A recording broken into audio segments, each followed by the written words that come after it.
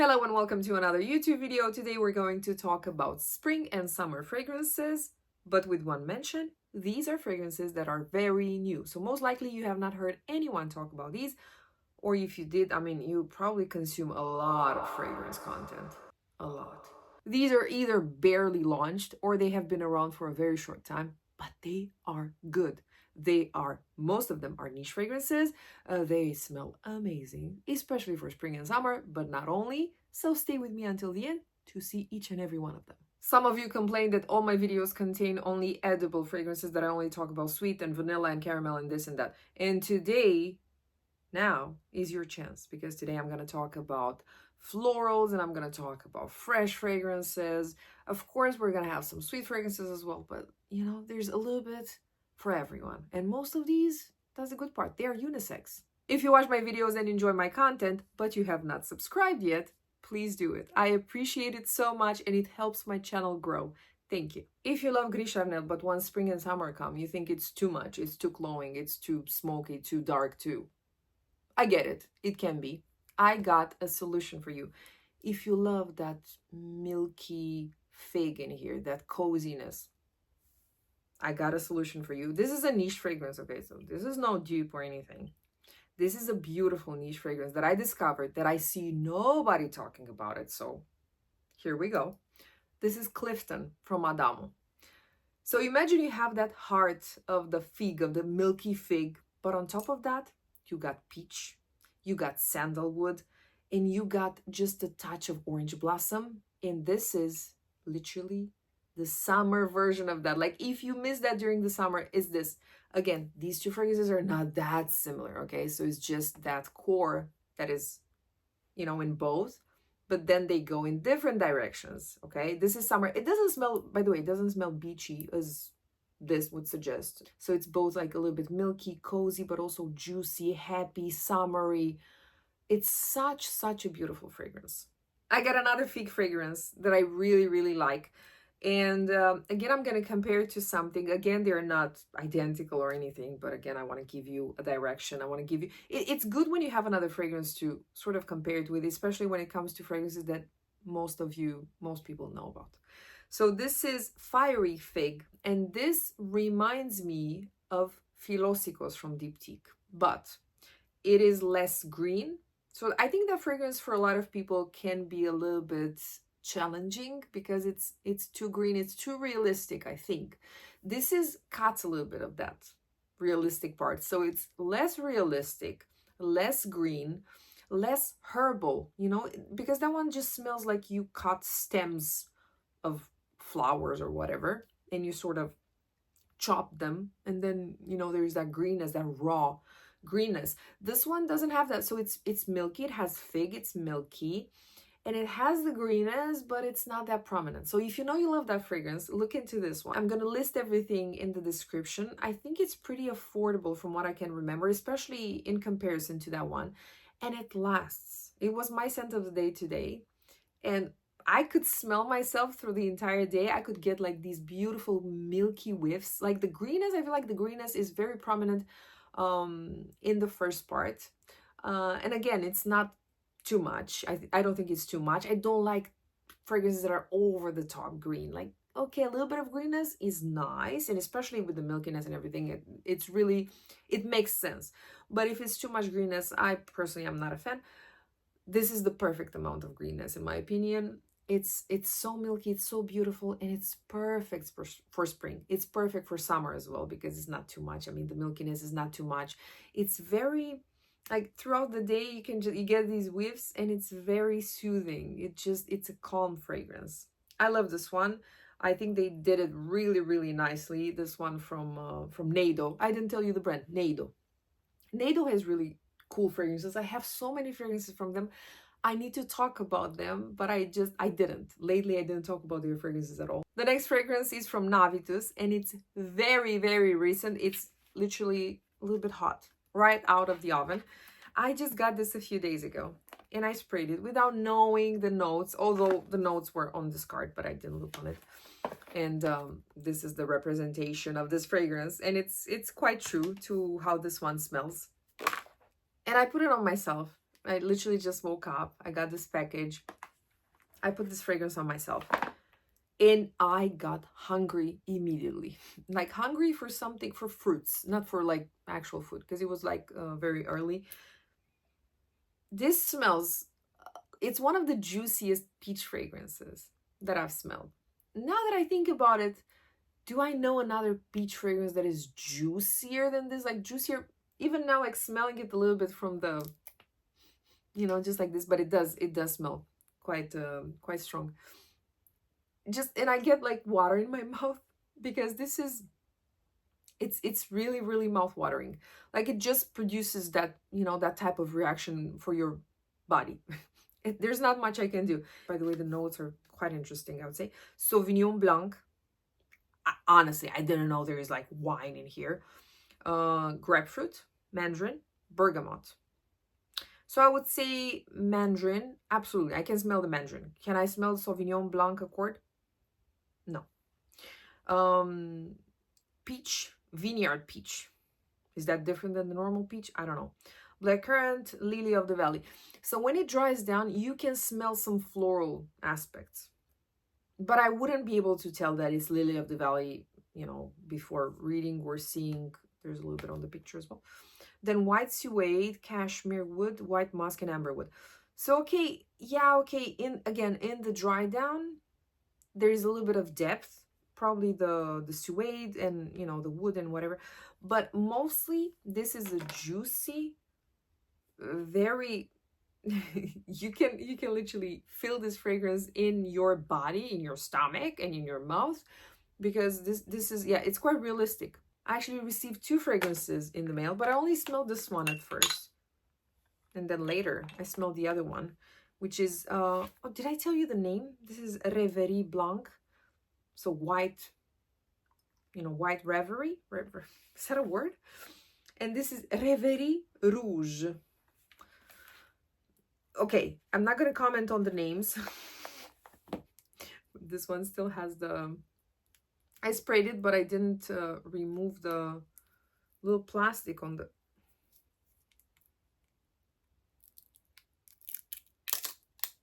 This. So Reverie Rouge is wild strawberry cherry compote, whipped coconut, Moroccan almond. So I'm gonna finish the notes first, and then I'm gonna make my comment. Brazilian tonka bean, Turkish rose, pink musk, white woods, amber sandalwood, and vanilla. So at first when I smelled it, I was like, okay, this smells like strawberries, and quite well done, because strawberries are such a tricky note. I think strawberries are either too sweet, too like you want to throw up, like you know, strawberries like an aroma of strawberries, not really strawberries, you know, like fake smelling strawberries, or too plasticky, which is again a different type of fake. I think they did the strawberries really well, but they are a little bit bitter. So I thought, oh, it's like a strawberry dessert with something bitter, like and it's almond actually. But I couldn't really put my finger on it. I was like, it's strawberry, like a dessert with bitterness, with something bitter, whatever. Again, it was just the first impression and so on. And then I saw the notes and I was like, okay, the almond, Moroccan almond, makes sense. It all makes sense. Enough juiciness. Enough is enough. Because we're talking about Jasmine Freak now. Because we love Jasmine and we're freaks, right? So this is this is beautiful, okay? Everything in this video is beautiful, because otherwise I wouldn't put it in this video. Because guess what? I have almost 1,000 fragrances. 1,000 fragrances. I mean, somebody stop me. Nobody can stop me. Jasmine Freak is really, really nice if you love Jasmine. Duh. What did you think? But this Jasmine is not just a boring old school Jasmine. This is, when I first described it, and this was me being not just, of course, honest, but like it was an unfiltered opinion, because I didn't have the notes in front of me. Guess what? I didn't have the notes at all. This was not listed anywhere. So I smelled it. I was like, I was in the dark, okay? I smelled it and I said, this is a bubblegum jasmine. And guess what? Now we have the notes, and the notes are quite tropical. So there are a lot of fruits. I think there's mango, blah, blah, blah, blah, blah. Other fruits, I don't even know. But there are some fruits in there. And then there's the jasmine. And this whole mix of fruits and jasmine and other stuff makes it a bubblegum jasmine. So it's like sweet, it has that sweetness and so on. And then there's the, you know, white floral. I think there are other white florals in here. This is what I said when I filmed that video as well. But I didn't check to see if I was right. Or maybe I did and I forgot. But this, again, if you love this interpretation of jasmine, like this young, playful type of jasmine, a little bit on the sweet side, because I think jasmine can be a little bit animalic, a little bit tricky, a little bit like old school smelling for some people, and depends on the interpretation, but this is not.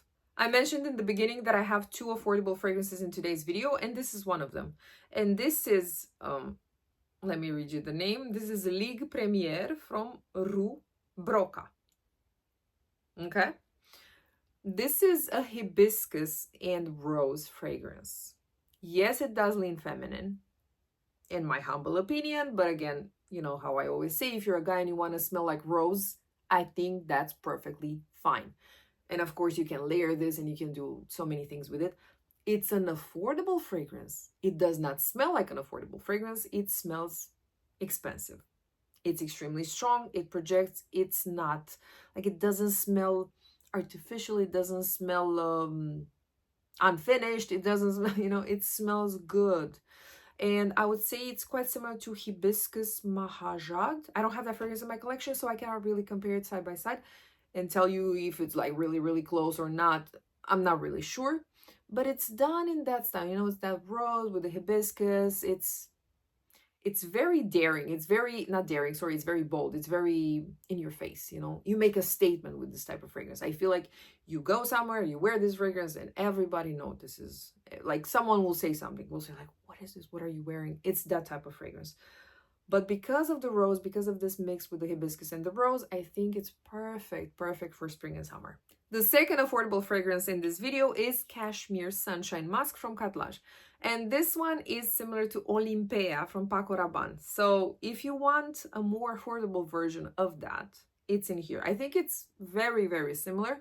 I have that fragrance actually. I have both Olympea and the Intense one. I'm not really wearing them, but I have them. And I think they all smell, this one included, like skin that has been in the water, in the salty water, and then in the sun, drying in the sun. This is how it smells. Because it's a mix of vanilla, salt, and also a little bit of jasmine. So, and also there's ambergris and other, like, I think woody, some woody notes, maybe cashmere or something. It makes it a little bit like, it's smooth, it's a little bit creamy, but it just smells like skin. Beautiful skin. I mean, not like bad, like stinky skin, dirty skin. It smells like good skin, okay? It smells like summer though. So that's why I always, when I smell this or fragrances similar to this one, that's why I always think about summer. Maybe less spring, but more summer. If you love citrusy fragrances, but you want a little bit of a twist, because citrusy fragrances, let's face it, can be quite boring. Maybe it's an unpopular opinion, but I believe that. I got something for you. This is Never Ending Summer. It's from Maison Margiela, and it's recently launched. It's very, very new. I hope and I think it's available at this point. And when I first smelled it, I thought it's just a citrusy fragrance. I thought, okay, nice, orange peel together, lime, lemon. I didn't see the notes at first, so I just thought, okay, I like to play this game, you know, where I just sort of guess what's in it. But then let's say 15-20 minutes after, I was like, it smells a little bit bitter. It's like there's something like a cocktail almost to it. And then I saw the notes and I saw it has Aperol, which is very bitter. It smells bitter. It has tea. It has Earl Grey tea, I think. It has, of course, the citruses and everything. So there is more to it. It's like it has a woody base. There's more to it than just citruses. Like citruses don't even last that much on the skin. So they're like a little bit, you spray them now and then they're gone already. So it's a little bit disappointing, I would say. And the smell itself, it can be very pleasant, but again, it's not something too complex. So I think this one takes that, you know, boring type of citrusy fragrance, adds something to it, makes it a little bit more daring and a little bit more, not too much. I mean, there's nothing crazy in this fragrance. And it's still perfect for a summer day of just walking, of doing, you know, stuff outside. I think it's really, really nice. If you love this idea of, like, you know, smelling like a cocktail a little bit, but nothing too crazy, nothing too bold. It's not alcoholic in any way. It doesn't smell boozy in any way. It just smells a little bit bitter, and it has that twist, enough to make it interesting, but not too much to make it weird. We're finishing this video with 3 designer fragrances because Maison Margiela is actually a designer as well. And then we have Valentino, and this is Extradose. This is again very, very recent. Like I promised in the beginning of this video, I said, no, only recent new fragrances.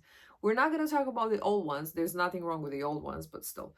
And I think this is my favorite Born in Roma. Now, am I a huge fan of Born in Roma? Not really. I think the smell is pretty basic. I think there's nothing like over the top crazy about it. Is it a pleasant smell? Of course, it's a pleasant smell. I mean, you don't stink wearing it, and it smells good, and probably people will say nice things about your fragrance because it's a mass appealing type of fragrance. But again, it smells like all the other fragrances, or, you know, it's in the same, it's nothing groundbreaking. But this, I think, is the most daring of them all. It smells a little bit like the Intense, but this, they list rum note for this one in the middle. In the heart of this fragrance, there is a rum note. Do I really smell the rum in here? Maybe a little bit, not really. So if I didn't know that there is a rum note in here, I wouldn't have guessed. I have to be honest with you. But again, it's, I think for me, there's something, they added like a fruity aspect to it. Maybe this is how I translate the rum. And for me, that ripe, juicy fruit in the middle of this fragrance makes it nice for me and just makes it a little bit more special. Again, is it my favorite in this video? No. Is it a safe choice? Yes. It's perfect for day-to-day. So if you're looking at those notes and you're thinking, oh my God, rum, this is crazy over the top, boozy or anything, no. Don't even like think about that. Of course, test it, put it on your skin, see how it, you know, develops on your skin and so on. But I think we're all safe from getting drunk from this fragrance. We're good. This is not too much. It's not like, it doesn't smell like a niche fragrance. If you smelled niche fragrances that list alcohol, let's say like rum or cognac, or if you tested, let's say Angel's Share. Angel's Share is the perfect example. Everyone knows Angel's Share. Nothing, you know, nothing in common with these 2 fragrances. So again, I still think it's very feminine, it's very safe, but it's cute. I think it's cute. And again, if you need a safe option, a day-to-day type of option, I think this is a great one. And the last fragrance in today's video is L'Eau Nue from YSL. And I think if you like Libre EDP, you're going to also like this. This is the cleaner. There's less vanilla, maybe no vanilla. I don't even know. I don't know the notes, but I cannot really smell vanilla in it. The crisp, clean version of that. So this is perfect for people who need to be very conscious about their fragrance. They can't really wear fragrances, maybe. So this smells like the laundry that you just took out of the washing machine. You know, it smells very, very clean. Even people who work in the healthcare system maybe can try this. This is very safe. You know, it's great for work. It's great. You know, you get my idea. And I saw someone making a video, I think on TikTok, saying that, I think she was a personal shopper or something. And she said she always buys fragrances based on how the bottles look, like the colors and everything. And I have to agree. Like, she made, like, you know, she compared stuff, she talked about different bottles, and she was right for the most part. And I think the bottles a lot of times reflect, especially with the designer fragrances, but not only, reflect what's inside the bottle. And this, you know, being so clean, so that's why it even made me think about the healthcare, people who work in healthcare. So yeah, if you're looking for something super, super safe, but pleasant overall, I mean, I'm not saying, it makes me think of a white, clean, perfect bed that I really want to dive in. So yeah, look into this one. This is, again, very, very new. Thank you so much for watching my video. I hope you enjoyed it. Please put in the comments what type of video you want to see me film next. It really helps me, and it gives me sort of a direction. Sometimes I just have too many ideas and I don't know which way to go. Have an amazing rest of your day, and I'll see you next week with another video. Bye-bye.